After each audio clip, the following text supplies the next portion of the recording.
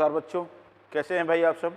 आशा करता हूं कि आप सब अच्छे से होंगे, स्वस्थ होंगे, मस्त होंगे और व्यस्त होंगे अपने अपने कामों में, और डेली अपने स्टडीज़ को कंटिन्यूसली आप लोग एंजॉय भी कर रहे होंगे।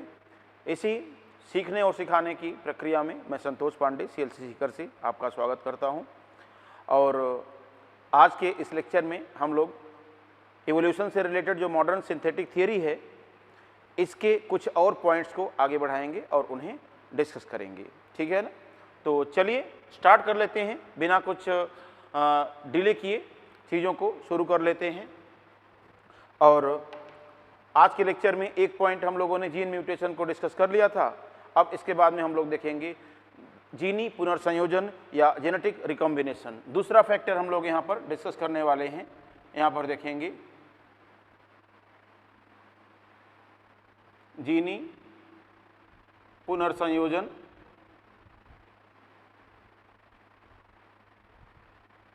या इसी को हम लोग कहते हैं जेनेटिक रिकॉम्बिनेशन।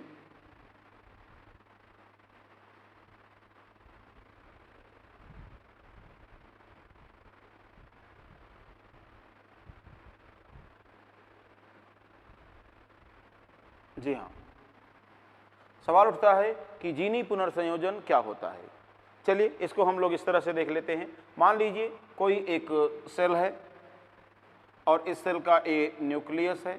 न्यूक्लियस में यहाँ पर आप सपोज करिए कि केवल 2 क्रोमोसोम हैं और दोनों होमोलॉगस क्रोमोसोम हैं, ठीक है ना। तो अब इस सेल को दोनों अगर होमोलॉगस क्रोमोसोम है तो ए सेल, ध्यान दें, एक क्रोमोसोम इसका इसके मदर से आया होगा और दूसरा क्रोमोसोम आया होगा इसके फादर से, ठीक है ना।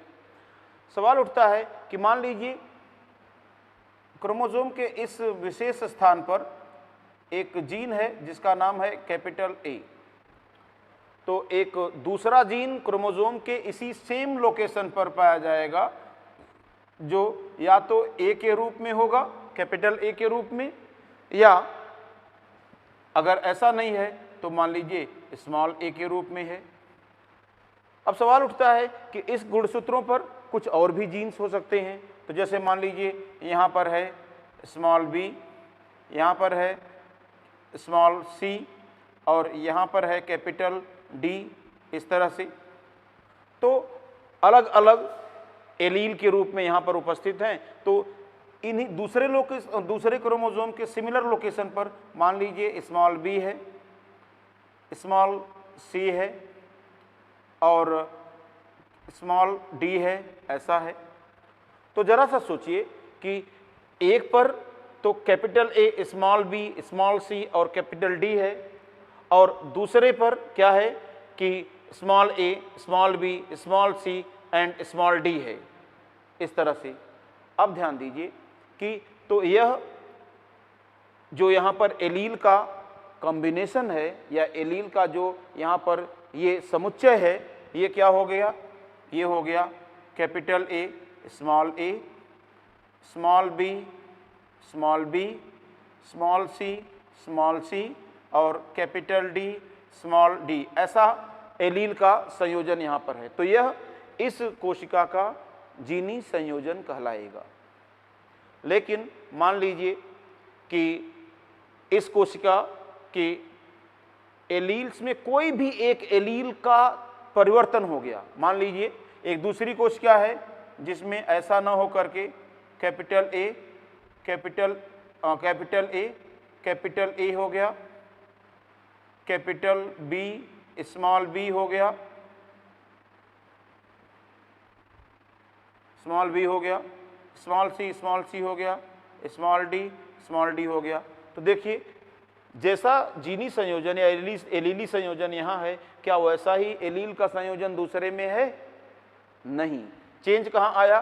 तो आप कहेंगे चेंज यहाँ पर आया है। एक तो यहाँ पर चेंज आया है, दूसरा यहाँ पर चेंज आया है और तीसरा यहाँ पर चेंज आया है। तो हम कहेंगे ना कि एलीली संयोजन पहले ये था, लेकिन अब दूसरी कोशिका में एलीली संयोजन ये है। तो इसी प्रक्रिया को एलील के संयोजन में जो परिवर्तन हो जाता है, इसी प्रक्रिया को कहते हैं जीनी पुनर्संयोजन। क्या कहते हैं? जीनी पुनर्संयोजन।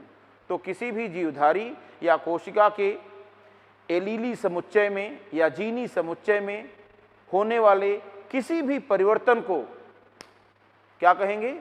एलीली पुनर्संयोजन या जीनी पुनर्संयोजन कहा जाएगा या जेनेटिक रिकॉम्बिनेशन कहा जाता है। जरा सोचिए कि अगर किसी जीवधारी में एलील का ऐसा समुच्चय है तो इसमें लक्षणों का जो समुच्चय होगा, लक्षणों का जो समूह होगा वो, और दूसरी कोशिका में जो लक्षणों का समूह है वो क्या सेम होंगे या अलग अलग होंगे? तो आप कहेंगे कि अगर एलीली समुच्चय अलग अलग है तो लक्षणों का समूह भी अलग अलग होगा। ठीक है, मान लिया मैंने। अगला क्वेश्चन सोचिए कि अगर दो जीवधारी हैं और दोनों में लक्षणों का समूह अलग अलग है तो क्या दोनों की विकासशीलता या अनुकूलनशीलता नई परिस्थितियों के लिए समान होगी या भिन्न होगी? तो आप कहेंगे भिन्न होगी। भिन्न होगी तो उनकी उद्विकाशीय दिशा भिन्न होगी या अलग होगी? तो आप कहेंगे भिन्न होगी। यह होता है महत्व जीनी पुनर्संयोजन का। तो आप ध्यान दें, जैसे जीनी पुनर्संयोजन का सबसे बड़ा महत्व है कि हमारे आपकी चेहरे एक जैसे नहीं हैं, हमारी आपकी हाइट एक जैसी नहीं है, हमारी आपकी वॉइस पिच एक जैसी नहीं है, हमारे आपके लक्षण आपस में कई मामलों में अलग हैं। ठीक है ना? हमारे आपके बीच समानताएं भी कई हैं लेकिन कई विभिन्नताएं भी हैं।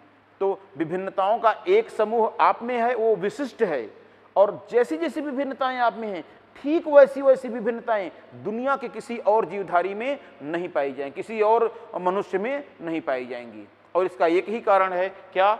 जीनी पुनर्संयोजन। तो जीनी पुनर्संयोजन का ही कमाल है, जिसकी वजह से आप जानिए कि लैंगिक रूप से प्रजनन करने वाले जीवधारी हमेशा एक दूसरे से भिन्न दिखाई देते हैं, केवल मोनोजाइगोटिक ट्विंस को छोड़ करके। समझ रहे हैं ना? इस तरह से। तो यहां पर कहेंगे कि किसी जीवधारी के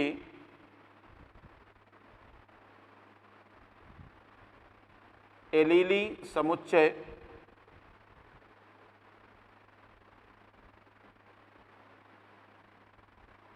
में होने वाले परिवर्तन को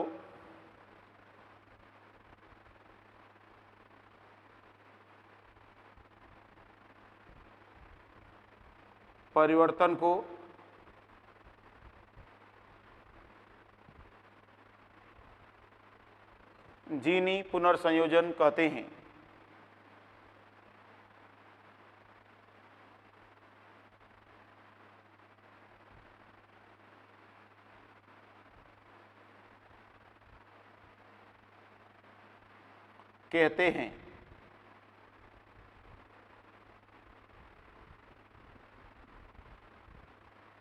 ये कहानी हो जाएगी। फिर इसी के साथ यहां पर हम लोग देखें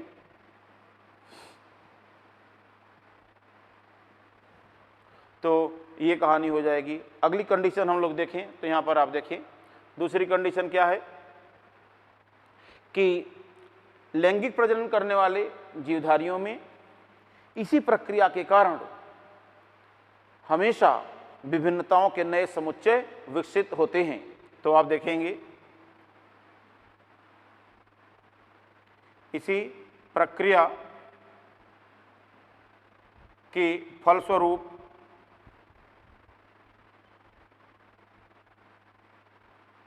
लैंगिक प्रजनन वाले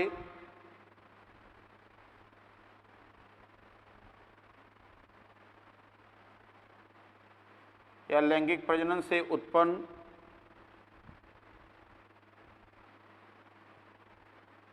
जीवों में, इसी प्रक्रिया के फलस्वरूप लैंगिक प्रजनन से उत्पन्न जीवों में बताइए क्या होगा? तो आप कहेंगे विभिन्नताओं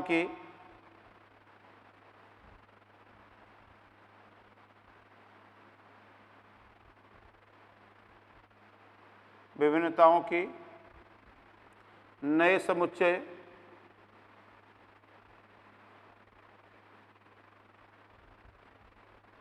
उत्पन्न होते हैं।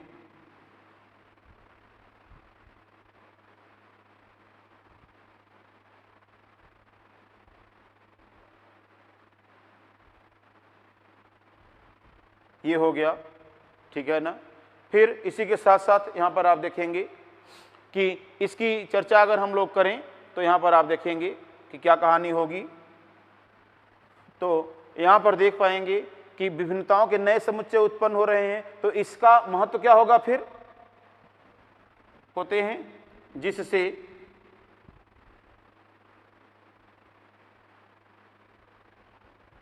प्रत्येक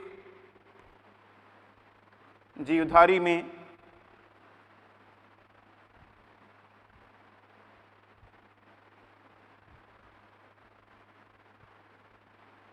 विभिन्नताओं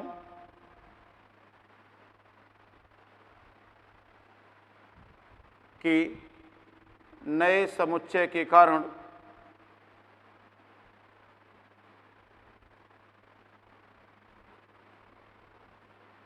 उसकी विकासशीलता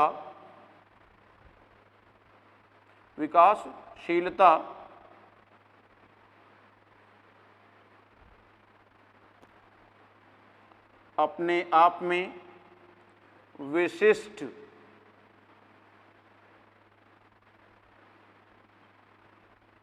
होती है। विशिष्ट विभिन्नता होती है, प्रत्येक जीवधारी की अपनी विशिष्ट विभिन्नता होती है। तो ध्यान दें, ये लाइन बहुत ही महत्वपूर्ण है, इसको अपने आप में ध्यान रखना है, ठीक है ना। और सवाल उठता है कि लैंगिक प्रजनन से उत्पन्न या लैंगिक प्रजनन करने वाले जीवधारियों में ये जो एलीली पुनर्संयोजन या जीनी पुनर्संयोजन की प्रक्रिया है, ये कितने स्तरों पर होती है। तो यहाँ पर आप देखेंगे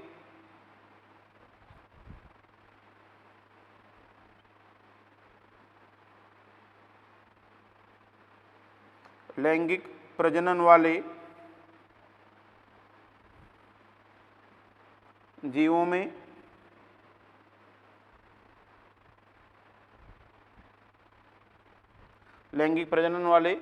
में विभिन्नताओं, या हम बात करें जीनी पुनर्संयोजन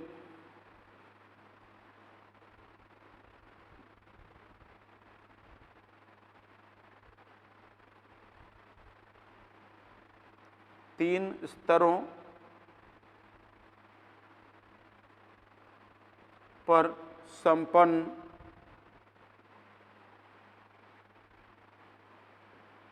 होता है। अब सवाल उठता है कि ये तीनों स्तर क्या होते हैं, ये तीनों स्तर कौन कौन से हैं। हम लोग आइए उसकी चर्चा कर लेते हैं। तो यहाँ पर आप देखेंगे एक तो है, आप देखेंगे क्रॉसिंग ओवर के द्वारा, समझ रहे हैं ना क्या है क्रॉसिंग ओवर के द्वारा। तो आप लिखेंगे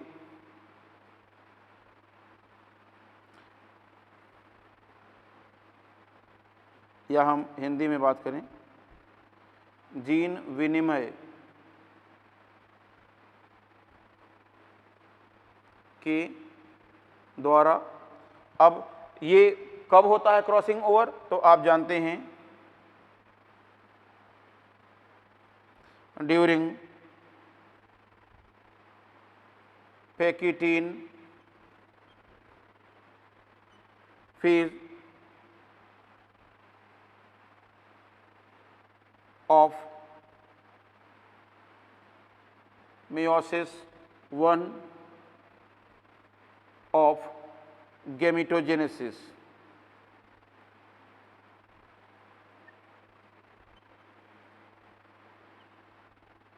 ये कहानी हो जाएगी।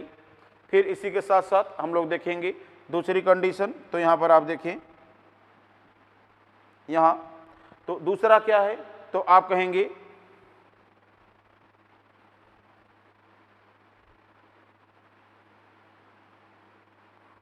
मातृ व पितृ गुणसूत्रों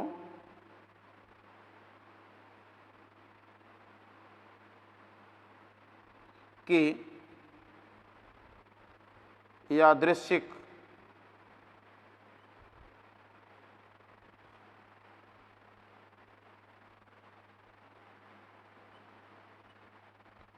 अलगाव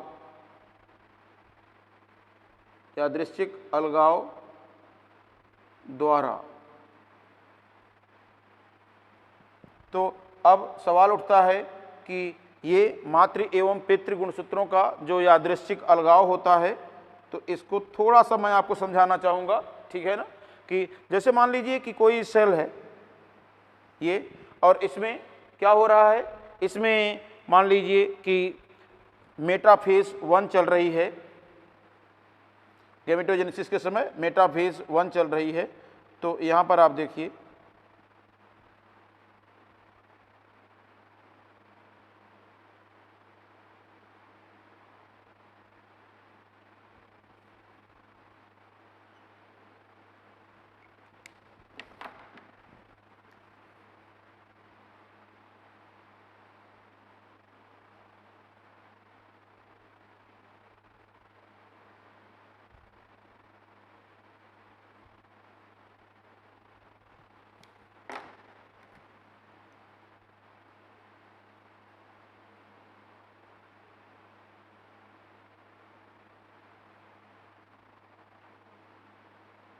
ध्यान दीजिए। सपोज करिए कि मातृ गुणसूत्रों को मैंने यहाँ पर ब्लैक कलर से दिखाया है और पितृ गुणसूत्रों को मैंने यहाँ पर रेड कलर से दिखाने का प्रयास किया है। यहाँ पर आप देखिए कि जब मेटाफेज 1 के समय इक्वेटर पर गुणसूत्रों के जोड़े एकत्रित होते हैं, मेटाफेज प्लेट बनाते हैं मेयोसिस 1 के समय, तो ये जमा हो जाएंगे यहाँ मध्य रेखा पर या भूमध्य रेखा पर। लेकिन जब इसके बाद एनाफेज 1 आएगी, तो एनाफेज 1 में जब गुणसूत्र अलग अलग, प्रत्येक जोड़े से एक गुणसूत्र अलग अलग ध्रुव की ओर जाएगा, तो ऐसी स्थिति में जरा सोचिए कि क्या होगा। क्या ऐसा होगा कि सभी मातृ गुणसूत्र एक ओर चले जाएं और सभी पितृ गुणसूत्र दूसरे छोर की ओर चले जाएं? अगर ऐसा हुआ तो यह विशिष्ट अलगाव होगा इनका। लेकिन ऐसा नहीं होता। होता क्या है, यादृच्छिक रूप से अलगाव होता है, अर्थात रैंडम सेपरेशन होता है इनका। तो आप देखेंगे कि कुछ मैटरनल और कुछ पैटर्नल एक की ओर चले जाएंगे और कुछ मैटरनल और कुछ पैटर्नल दूसरे पोल की ओर चले जाते हैं। इससे बेनिफिट क्या होता है उसको आप समझने का प्रयास करें। इससे बेनिफिट ये होता है कि दोनों ध्रुवों पर जो गुणसूत्रों का समूह पहुंचेगा वो न तो मातृ का होगा केवल और न तो केवल पितृ गुणसूत्रों का होगा, बल्कि दोनों का सम्मिश्र होगा, दोनों का मिक्सचर होगा। इसीलिए दोनों पोल पर मातृ लक्षण एवं पितृ लक्षण आपस में मिले होंगे। तो इससे भी एक नया एलीली कॉम्बिनेशन विकसित हो जाएगा दोनों पोल पर, और इन्हीं दोनों न्यूक्लियस से आगे गेमीट बनने हैं। तो प्रत्येक गेमीट में मातृ लक्षण एवं पितृ लक्षण इस प्रक्रिया द्वारा भी मिक्सअप होते हैं। तो यहां पर आप देखेंगे मातृ व पितृ गुणसूत्रों के यादृच्छिक अलगाव द्वारा। कब? तो आप कहेंगे during anaphase 1 of meiosis 1 meiosis first of gametogenesis।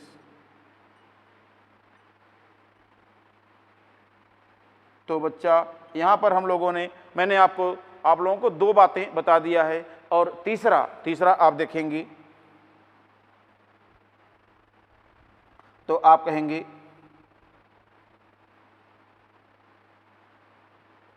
निषेचन द्वारा। आप कहेंगे कि सर निषेचन द्वारा कैसे? तो आप कहेंगे कि निषेचन द्वारा इसलिए क्योंकि हर युग्मक या हर गैमीट का जो जीनी संयोजन होता है वो अपने आप में विशिष्ट होता है। तो आप लिखेंगे during fusion of two gametes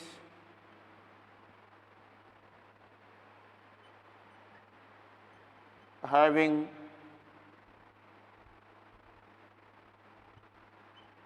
unique allelic combination.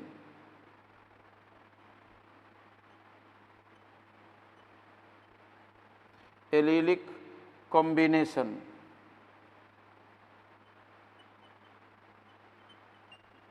तो ये इंग्लिश में जो लिखा है वो आप या तो जानते हैं या नहीं भी जानेंगे तो कोई फर्क नहीं पड़ेगा। चीज़ें पता होनी चाहिए कि इन 3 स्तरों पर जेनेटिक रिकॉम्बिनेशन की प्रक्रिया लैंगिक प्रजनन वाले जीवधारियों में होती है और इसी के फलस्वरूप विभिन्नताओं के विशिष्ट समूह का विकास होता है हर जीवधारी में, ठीक है ना।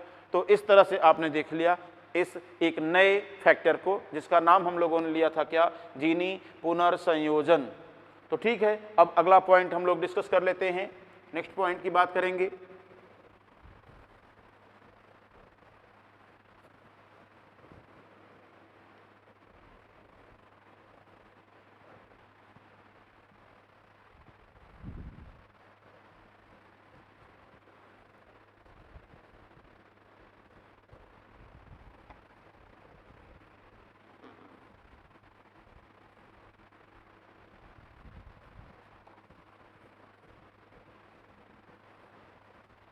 ओके जी, तो यहाँ पर हम लोग देख पाएंगे आगे की बात। चलिए अब हम लोग बात करेंगे जीनी विचलन या कह लीजिए कि जीनी अपोहन, ठीक है ना। तो आप देखेंगे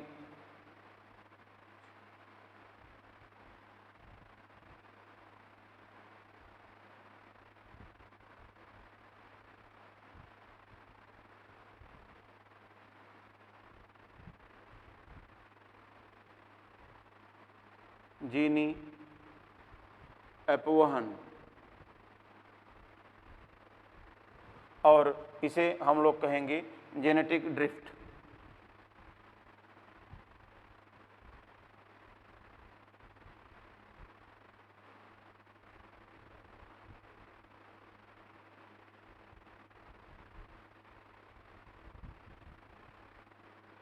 जी हाँ, यहाँ पर हम लोगों ने ले लिया है क्या, जेनेटिक ड्रिफ्ट।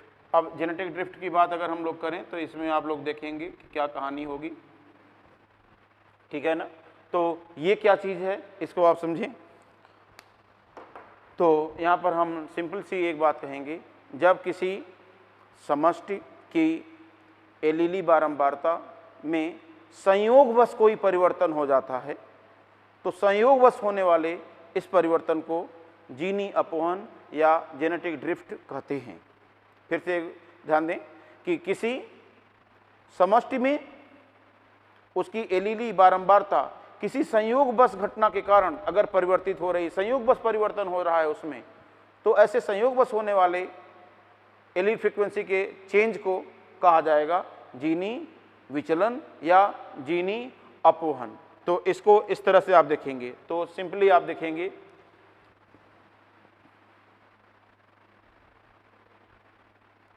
किसी समष्टि की एलीली बारंबारता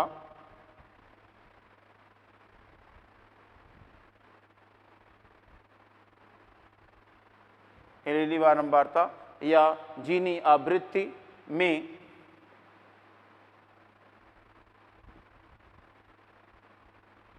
संयोगवश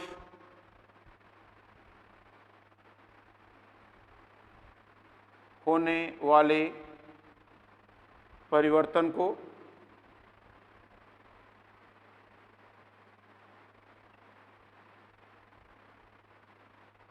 जीनी अपवहन कहते हैं। ये कहानी होगी। और एक बात और मैं यहाँ पर बता दूं कि ऐसी संभावना प्रायः छोटी आकार की समष्टि में अधिक होती है। तो देखेंगे ऐसा होने की संभावना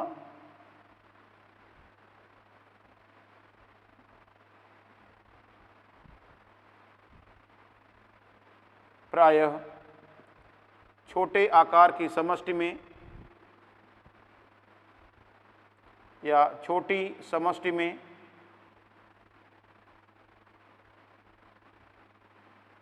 अधिक होती है।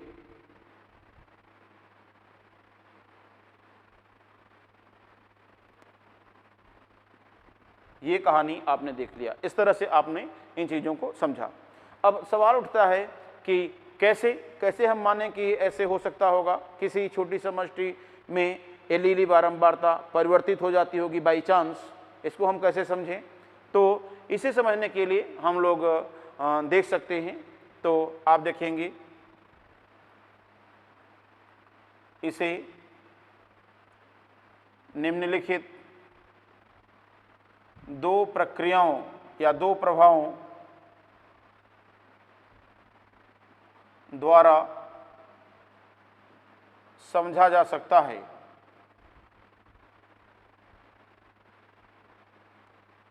समझा जा सकता है।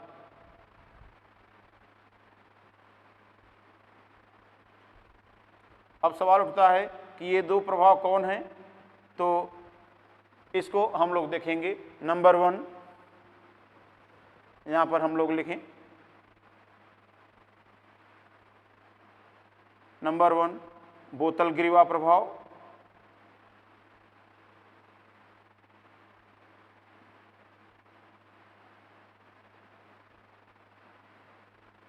और नंबर 2 हम देखेंगे तो संस्थापक प्रभाव।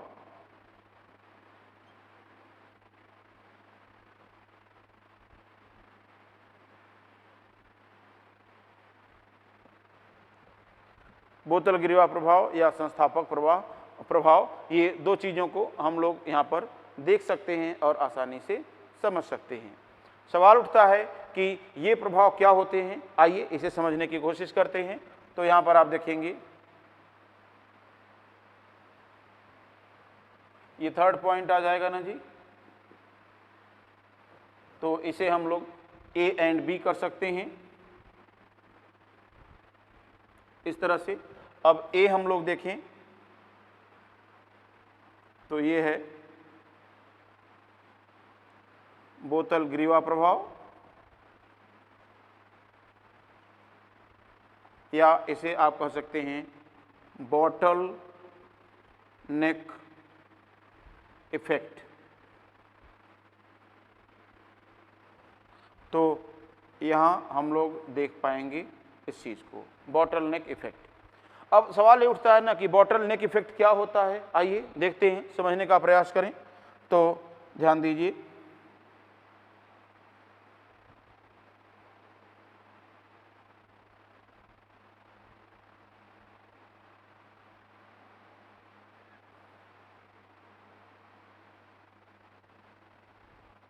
देखिए एक बॉटल है और इसके बाद में यहाँ पर मैं एक प्लेट को बना लेता हूँ इस तरह से। इस बॉटल में सपोज करिए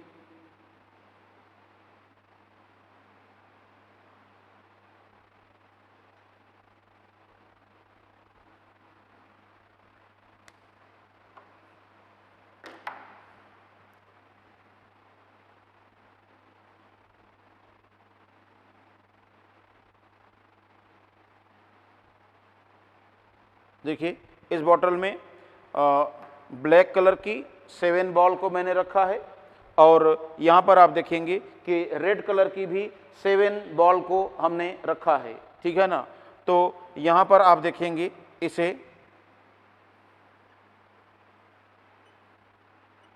ये है रेड और रेड का नंबर क्या है यहाँ पर 7, और ये है आप देखिए ब्लैक, और ब्लैक का भी जो नंबर है यहाँ पर मैंने सेम रखा हुआ है 7। लेकिन अब यहाँ पर अगर हम बात करें कि इन दोनों बॉल को अगर हम जीवधारी मान लें या दो विशेष प्रकार के अलग अलग प्रकार के दो एलील मान लें, तो यहाँ पर ज़रा सोचिए कि इनका रेशियो क्या होगा। तो आप कहेंगे रेशियो तो सर 1:1 होने जा रहा है। जी हाँ, बिल्कुल रेशियो होगा 1:1। अब ज़रा सोचिए कि अगर मान लीजिए कि इस समष्टि से कुछ जीवधारियों की मृत्यु हो जाए या कुछ जीवधारियों को समाप्त कर दिया जाए, डिस्ट्रॉय कर दिया जाए किसी कारण से, तो आप कहेंगे कि डिस्ट्रॉय क्यों किया जाएगा? तो इसका जवाब है कि मान लीजिए कि इस समष्टि पर कोई प्राकृतिक आपदा आ गई, कोई नेचुरल कैलेमिटी आ गई। मान लीजिए जंगल में ये जीवधारी ये समष्टि रह रही है, उस जंगल में तेजी से आग लग गई। जैसे पिछले साल आपने देखा होगा कि ऑस्ट्रेलिया में आग लगी हुई थी, तो उससे बहुत बड़ी संख्या में कई जीवधारियों की समष्टि प्रभावित हुई। तो यहाँ पर आप देखेंगे कि मान लीजिए कोई जंगल की आग हो, या जंगल में बाढ़ आ जाए किसी कारण से, या हम बात करें कि जंगल को तेजी से डिस्ट्रॉय किया जाए, ठीक है ना। तो ऐसे कई कारण हो सकते हैं कि वहाँ पर समष्टि को तेजी से नष्ट किया जाए, या समष्टि का एक भाग नष्ट हो जाए। तो जरा सोचिए कि अगर यहाँ से कुछ जीवधारियों की मृत्यु हो जाए, तो क्या जरूरी है कि दोनों प्रकार के जीवधारी बराबर बराबर मात्रा में मरेंगे? ऐसा भी तो हो सकता है ना कि संयोगवश किसी एक प्रकार के जीवधारी अधिक मर जाएं। पॉसिबल है कि नहीं? जरा सोचिए कि बॉटल में रखे गए इन छोटे छोटे बॉल को अगर हम यहाँ पर निकालें, एक बार बॉटल को हम पलट दें, सपोज करिए कि हमने इस बॉटल को यहाँ पर पलट दिया,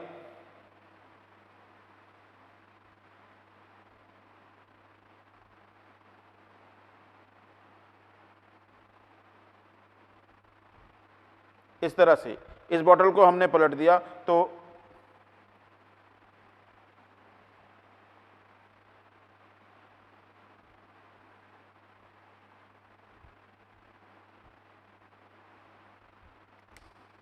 एक बार हमने पलट दिया तो ऐसा हो सकता है ना कि कोई एक आएगा, कोई भी कलर का एक आ सकता है। मान लीजिए एक बार हमने पलट दिया, ये रेड आ गया, सीधा किया हमने। दूसरी बार फिर पलट दिया, बाई चांस क्या अब जरूरी है कि एक रेड आया है तो ये ब्लैक आएगा? ऐसा हो सकता है कि अगली बार एक ब्लैक आ जाए, हो भी सकता है। और मान लीजिए फिर पलटेंगे तो क्या ऐसा हो सकता है कि अगली बार रेड आ जाए? यस, हो सकता है। क्या ऐसा हो सकता है कि एक बार फिर हम पलटें तो फिर से रेड आ जाए? जी हाँ, ऐसा हो सकता है। बाई चांस, संयोगवश ऐसा हो सकता है, क्योंकि आना तो दो में से किसी एक को ही है, तो या तो वो आएगा या तो वो आएगा। दोनों बराबर भी आ सकते हैं, लेकिन अलग अलग मात्रा में भी दोनों आ सकते हैं। 1-3 के फॉर्म में इस तरह से आ सकते हैं। अगर ऐसा हुआ तो जरा सोचिए कि यहाँ पर ब्लैक वाले कितने बचेंगे? यहाँ पर 6 बचेंगे। और रेड वाले कितने बचेंगे? रेड वाले बचेंगे यहाँ पर आप देखिए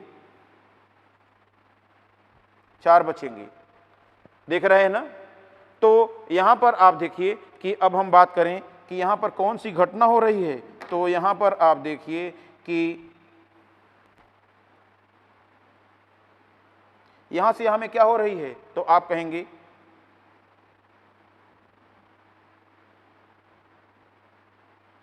समष्टि में एक विशेष प्रकार के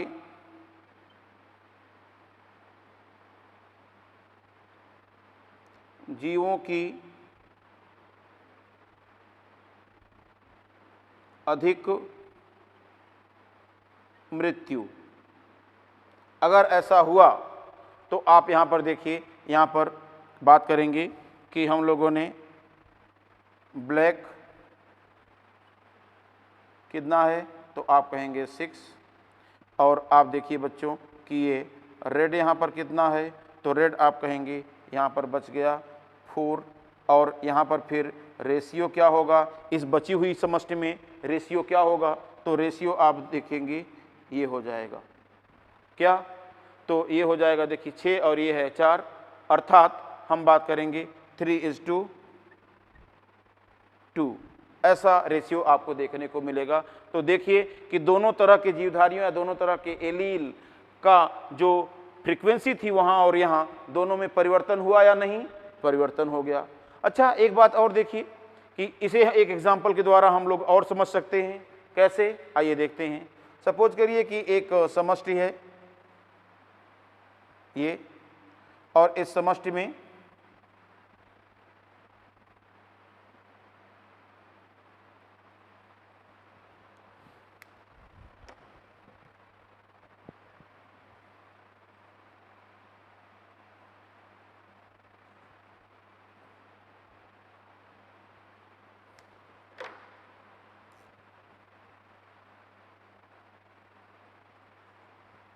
आप देखिए इस समष्टि में कितने प्रकार के जीवधारी दिखाई दे रहे हैं, तो आप कहेंगे 3 तरह के।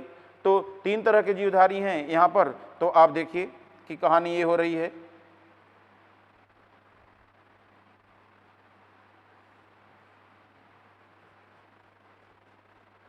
ब्लैक कितने हैं 7, और यहाँ पर देखेंगे रेड कितना है जी, तो रेड हैं 4, और इसके बाद में आप देखेंगे ब्लू कितने हैं, तो आप कहेंगे 2।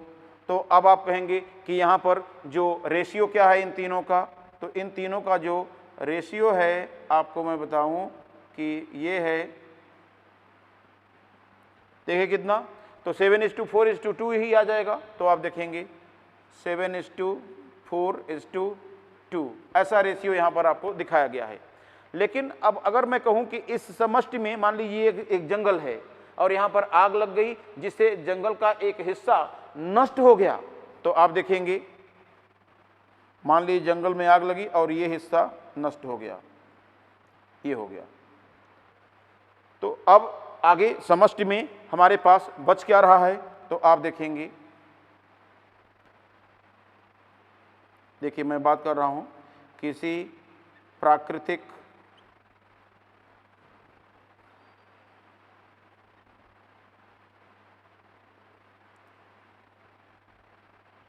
आपदा द्वारा, जी हाँ ध्यान दीजिएगा, किसी प्राकृतिक आपदा द्वारा किसका नष्ट होना, तो आप कहेंगे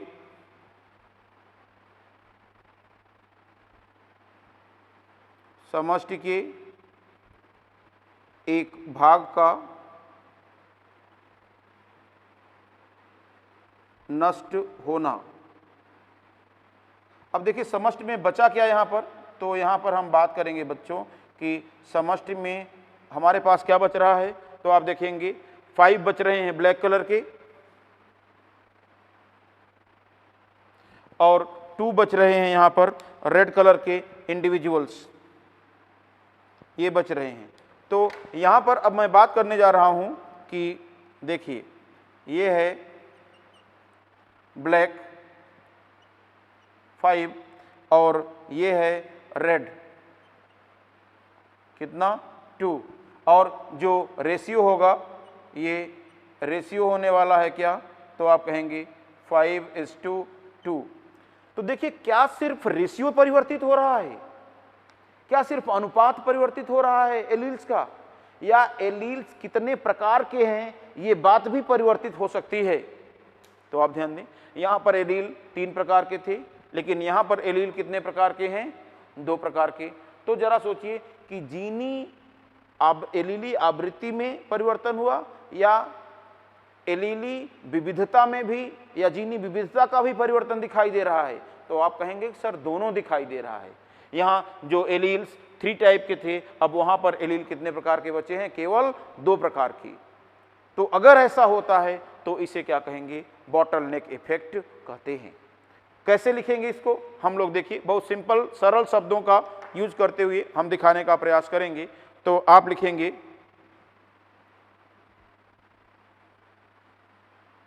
जब किसी समष्टि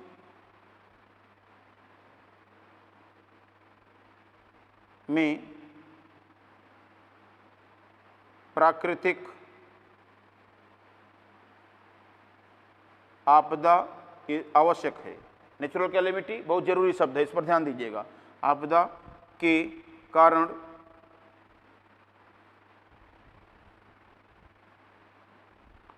संयोगवश एक विशेष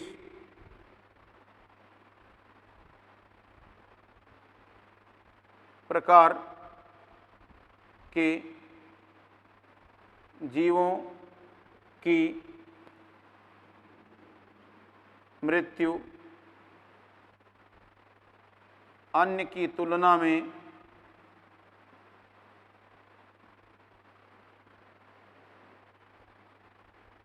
अधिक हो जाती है,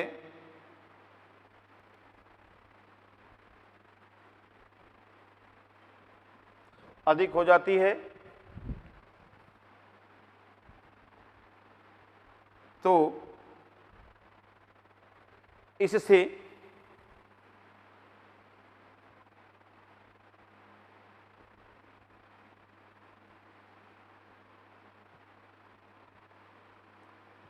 समष्टि की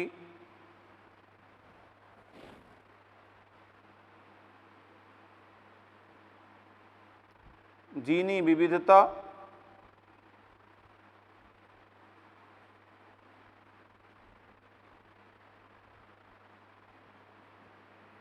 विविधता या एलीली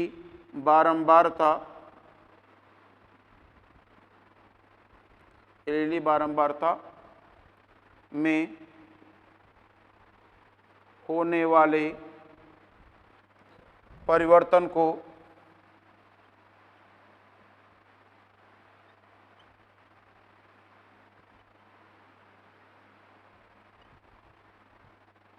बोतल ग्रीवा प्रभाव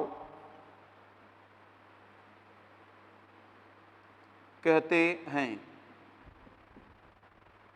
तो इस तरह से आप देखेंगे बोतल ग्रीवा प्रभाव कहते हैं। तो ये कहानी हो जाएगी।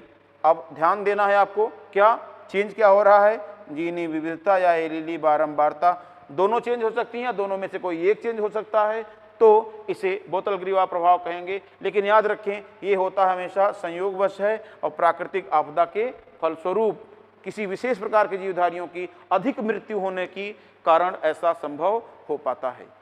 तो उम्मीद है कि आप निश्चित रूप से ये समझ गए होंगे और इसे इन दो डायग्राम के थ्रू, इसके थ्रू और इसके थ्रू आप समझने की कोशिश करिएगा। मेरा सजेशन ये है कि आप दोनों डायग्राम बनाइएगा। क्लियर है ना? ऐसा नहीं कि आपने एक डायग्राम बना लिया और दूसरे को छोड़ दिया, एक को बनाइए फिर दूसरे को बनाइए। क्लियर? तो इस तरह से आप देखेंगे जीनी विविधता यहाँ पर क्या है, यहाँ पर ये है 3 टाइप के एलील को दिखाया गया है और यहाँ पर केवल 2 टाइप के एलील को दिखाया गया है। तो इसे क्या कहेंगे,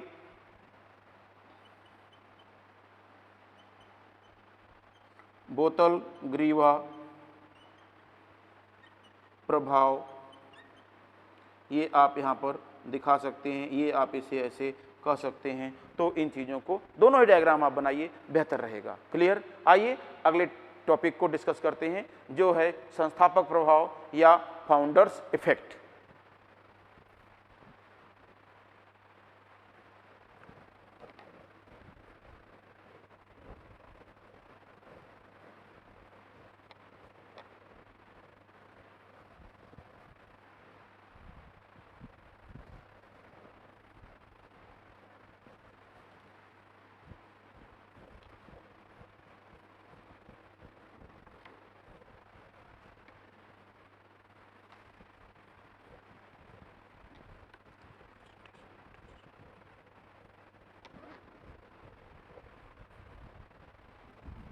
ओके, हम लोग यहाँ पर डिस्कस करने वाले हैं अब इसमें सेकंड पॉइंट, और वो क्या हो, बी पॉइंट होगा शायद। ये ए हम लोगों ने डिस्कस किया था ना, और ये अब बी पॉइंट हम लोग डिस्कस करेंगे। ये है संस्थापक प्रभाव। आइए देखते हैं।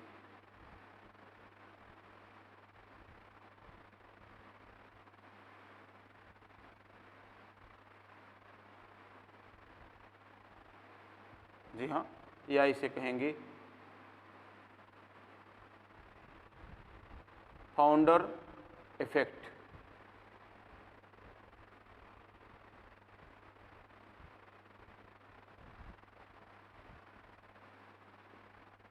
तो ये स्टोरी यहाँ पर दिखेगी।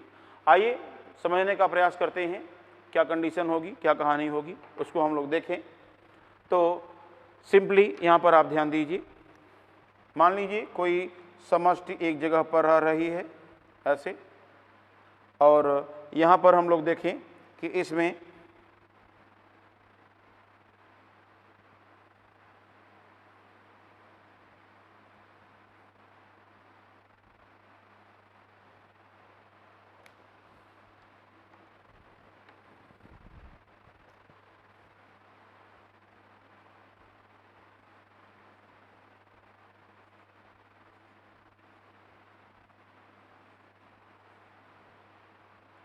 यहाँ हम लोग अगर देखें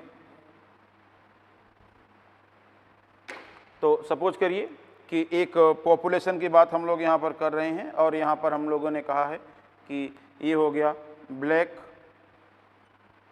अब ये एलील मान सकते हैं, हम कलर को दिखा, कलर की बेसिस पर एलील मान सकते हैं या जीवधारी मान सकते हैं, कुछ भी, क्योंकि एलील के द्वारा ही विशेष प्रकार के जीवधारी डिफाइन होते हैं, ठीक है ना।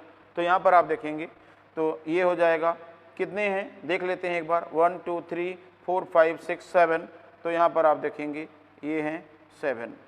अब सवाल उठता है कि रेड की बात कर लेते हैं, तो रेड के लिए यहाँ पर देखेंगे 1 2 3 4 5 6 7 8 9, ठीक है ना, ये हो गए 9 लीजिए।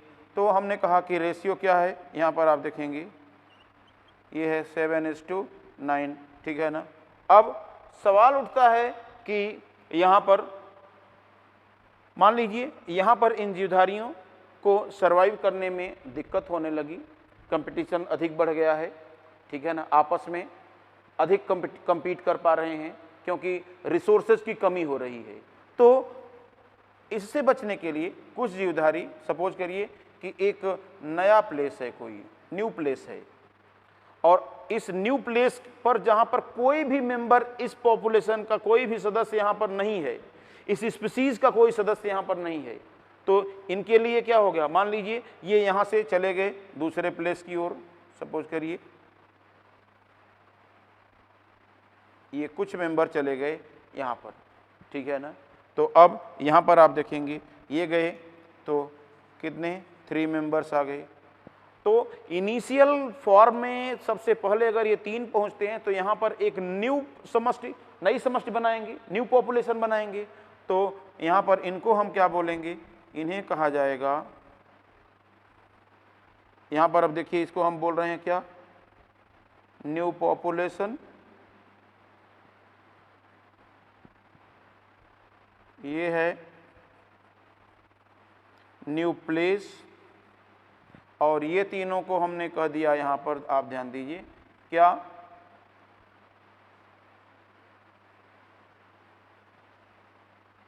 Founder members of new population. अर्थात मैं यहां पर बात करूं तो इन्हें कहा जा सकता है कि नई समष्टि के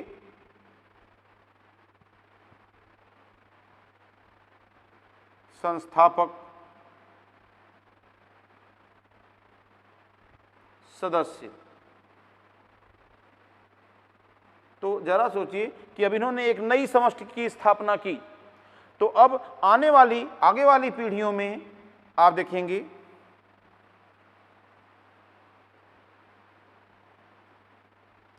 कई पीढ़ियों के पश्चात, जरा देखिए कि यहां पर क्या कंडीशन आ रही है, कई पीढ़ियों के पश्चात क्या होगा, दोनों तरह के इंडिविजुअल दिखाई देंगे या ऐसे ही इंडिविजुअल यहाँ पर दिखाई देंगे, तो आप कहेंगे इसी तरह के इंडिविजुअल्स दिखाई देंगे। अर्थात समष्टि में जो भी एलीली आवृत्ति होगी, आप कहें, आप यहाँ पर पूछ सकते हैं कि सर क्या ऐसा होगा कि केवल एक ही प्रकार के जीवधारी आए, दूसरे प्रकार का भी आ सकता है। तो अगर आप ऐसा सोच रहे हैं मन में तो लीजिए, मैं दूसरे प्रकार के जीवधारी को भी देखिए यहाँ पर मैंने ला दिया, ये लीजिए, कोई आवश्यकता नहीं है कंफ्यूज होने की, ये आ गए। लेकिन अब भी जो ब्लैक और रेड का रेशियो 7:9 था, तो अब भी अगर यहाँ पर हम बात करेंगे 3 ये हैं रेड हैं और 1 ये क्या कहते हैं 1 ब्लैक वाला है, तो ये भी फाउंडर मेंबर में शामिल किया जाएगा। और आप देखेंगे कि यहाँ पर हम बात करें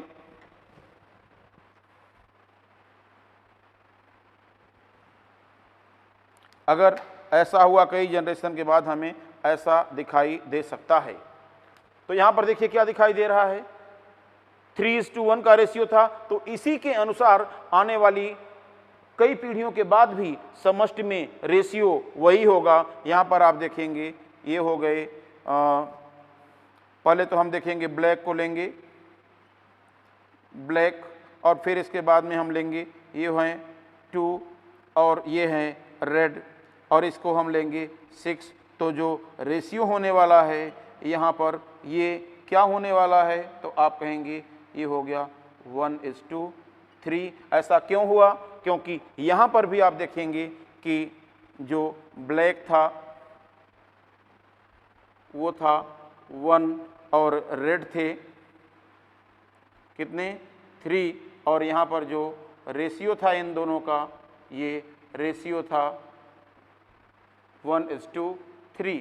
तो हम कह सकते हैं कि जब एक समष्टि से कुछ जीवधारी एक नए स्थान पर पहुंचते हैं और नई समष्टि की स्थापना करते हैं, तो इस समष्टि की जो एलीली बारंबारता होगी या जीनी आवृत्ति होगी, वह इन संस्थापक सदस्यों के एलील के आधार पर निर्धारित होती है, जो संयोगवश वास्तविक समष्टि की तुलना में भिन्न हो सकती है।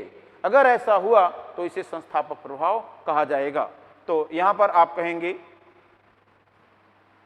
कि जब किसी समष्टि से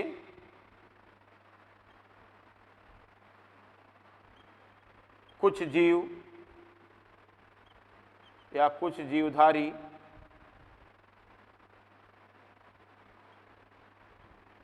निकलकर किसी नए स्थान पर पहुंचकर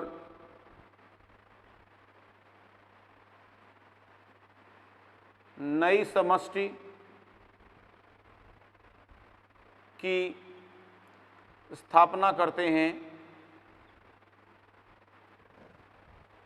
नई समष्टि की स्थापना करते हैं,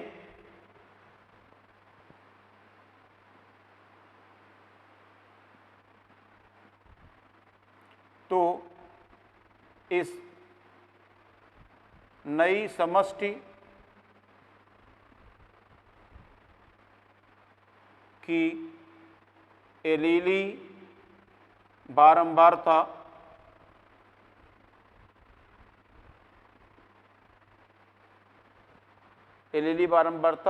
भिन्न हो सकती है, या एलीली बारंबारता इन संस्थापक सदस्यों के एलील के अनुसार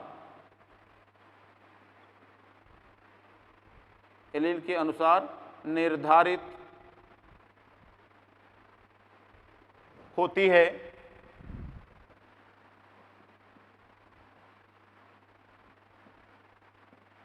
जो वास्तविक समष्टि से या पहली समष्टि से संयोगवश अलग हो सकती है। पहली समष्टि से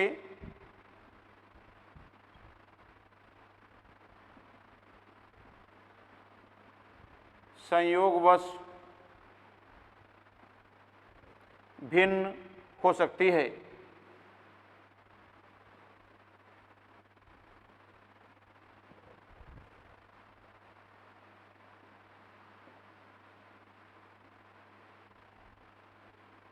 भिन्न हो सकती है,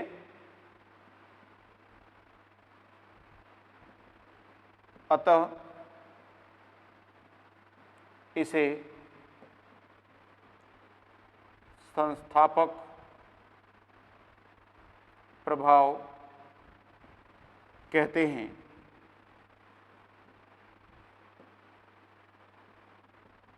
इस तरह से तो ये हम लोग लिख लेंगे और ये डायग्राम हम लोग बना लेंगे, ठीक है ना। तो इस तरह से इन चीज़ों को आपने देख लिया तो निश्चित रूप से आपने समझ लिया है अच्छे से किसको, जेनेटिक ड्रिफ्ट को। जेनेटिक ड्रिफ्ट के ये दोनों अलग अलग फॉर्म हो सकते हैं, एक बोतल गिरवा प्रभाव या बोटलनेक इफेक्ट और दूसरा होगा फाउंडर्स इफेक्ट। तो इस तरह से बच्चों आज का लेक्चर हम लोगों ने कंप्लीट कर लिया है। आज यहाँ पर बातें हमारी पूरी होती हैं, आगे के जो बचे हुए पॉइंट्स हैं उसको हम लोग अगले लेक्चर में कंटिन्यू रखेंगे। तब तक के लिए मुझे दीजिए इजाज़त। जय हिंद, जय CLC।